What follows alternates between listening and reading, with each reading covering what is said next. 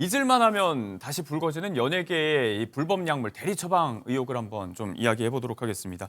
이번에 중심에 있는 의혹의 당사자는 이제 가수 MC몽인데 수면 유도제로 알려진 졸피뎀을 대리 처방받았다는 의혹이에요.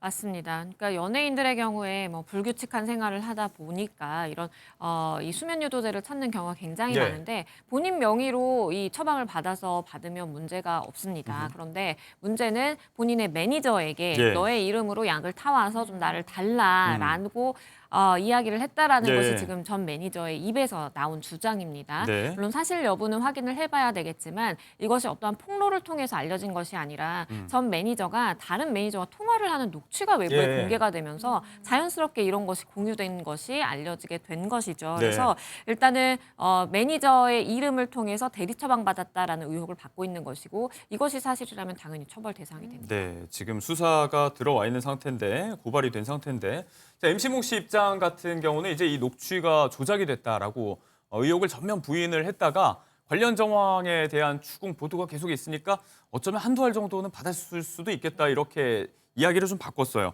자, 그런데 법에서는 이게 뭐 한 알이든 뭐 30알이든 양의 문제가 되는 게 아니고 처벌 대상이 된다고 하는데 실제로 처벌이 된다면 어떤 수위까지 이루어지나요? 우선 이 졸피뎀이라는 수면 유도제의 경우에는 우리가 마약류관리법 상에 이 항정신성 의약품으로 분류가 됩니다. 네. 그러니까 마약류라는 그 범주 안에 어쨌든 포함이 되는 것입니다. 그래서 한 알이든 뭐 가루 한 톨이라든지 예. 뭐 그 양에 관계없이 주고받았다라고 네. 한다면 준 사람도 문제가 되고 받은 사람도 문제가 될 수 있는 것이고요. 네. 법정형의 경우에는 5년 이하의 징역 또는 5천만 원 이하의 벌금에 처한다라고 되어 있고 이것이 얼마나 자주 일어났느냐 그 빈도라든지 네. 그리고 이러한 상하관계라고 볼 수 있는 관계에서 다른 사람을 압박해서 사실상의 강요를 해서 약을 받아왔다라고 네. 한다면 죄질이 더 안 좋게 판단될 가능성도 있습니다. 네.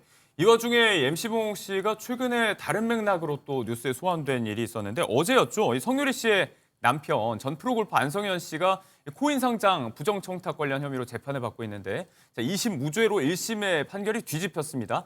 1심과 2심의 판단이 달라진 그 배경에 MC봉 씨의 진술이 관건으로 작용을 했다는 이야기 무슨 얘기인가요, 이거? 맞습니다. 지금 이제 성유리 씨의 남편 안 씨의 경우에는 받고 있던 혐의가 특가법상의 사기라든지 예. 배임 수재 혐의를 받고 있었어요. 1심에서는 징역 4년 6월이 나왔거든요. 예. 그런데 이것이 전향적으로 뒤집어져서 2심에는 무죄 선고가 나게 된 그랬죠. 것입니다.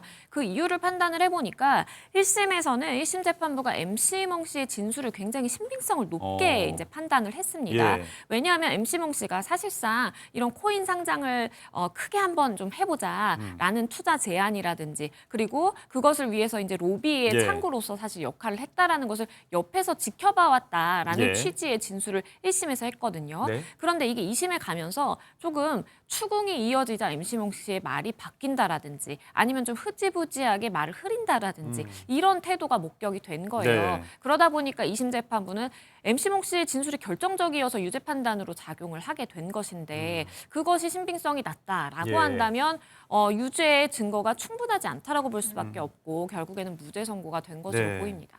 핵심 증거로 채택이 된 MC몽 씨의 진술의 신빙성을 2심 재판부는 받아들이지 않았다. 다른 법정에서 또 다른 맥락으로 소환됐던 MC몽 씨의 이야기를 쭉 해봤습니다.